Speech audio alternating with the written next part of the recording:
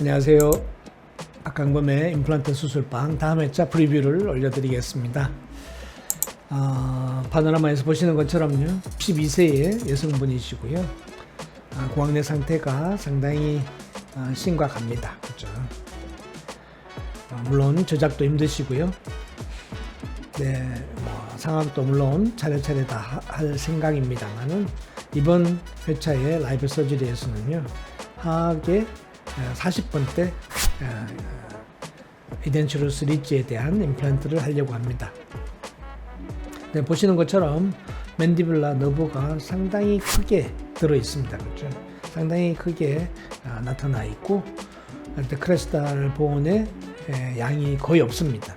사실 이분은 치아가 발치된 후에 금방 했다 하더라도 하여튼 available bone height가 별로 없어가지고 좀 어려움을 겪었을 그런 케이스라고 생각합니다.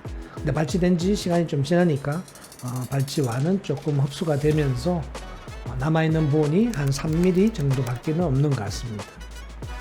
그렇다고 해서 이게 리지의 형태가 이렇게 아주 급격한 이렇게 U-쉐입의 어떤 디펙을 보이면 우리가 버티컬 오멘테이션을 해볼 수도 있습니다만은, 지금처럼 완만하게 이렇게 커브를 보일 경우, 골 흡수를 보일 경우에는 여기서는 버티컬 오멘테이션 하기도 상당히 어렵습니다. 그렇죠? 버티컬 하이트를 잡아내기, 픽처의 고정을 잡아내기도 상당히 어렵고 그렇습니다. 자, 이런 경우에 우리가 사용할 수 있는 방법은 몇 가지 있습니다만은, 맨디블라 너브 리포지션이 그래도 하나의 옵션이 될 수 있겠죠. 다시 우리가 임상 사진을 보시면요, 상악 치아들도 별로 좋지가 않죠. 대합치도 그라비테이션이 많이 쳐져 내려와 있어서 썩 좋지는 않습니다만은, 보시다시피 남아있는 케라티나이즈 티슈도 별로 없고 리지도 상당히 얇아져 있는 상태입니다. CBCT 이미지를 보시면 이런 상태입니다.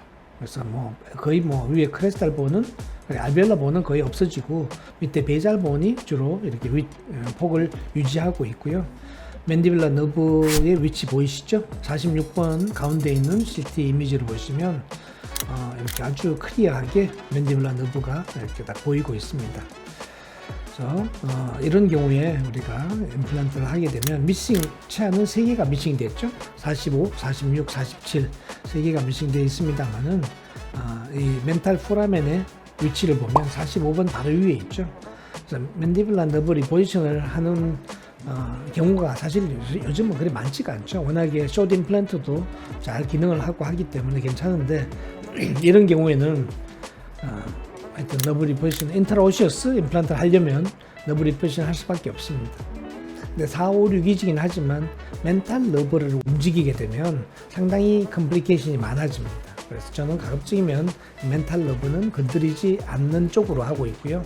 그러니까 너브 리포지션과 함께 46번, 47번에 임플란트를 식립을 하고 45번은 캔틸레버링을 하는 것이 좋은 전략이라고 생각합니다.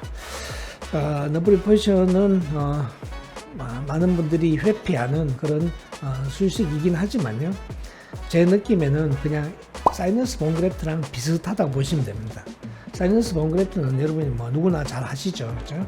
그래서 이 맨디블의 이 바디 안에 들어있는 이 가운데 있는 이 소프트 티슈를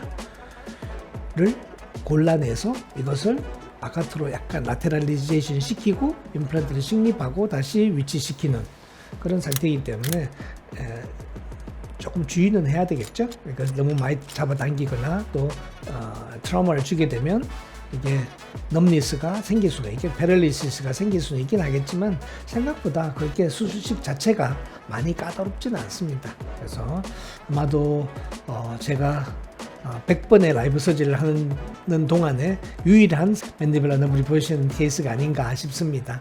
그래서 한번 함께 하시면서 기본 원칙을 익혀 두시면 언젠가 한 번은 또 재밌게 쓰실 수 있지 않을까 그렇게 생각합니다. 다음 라이브 서지에서 뵙겠습니다. 감사합니다.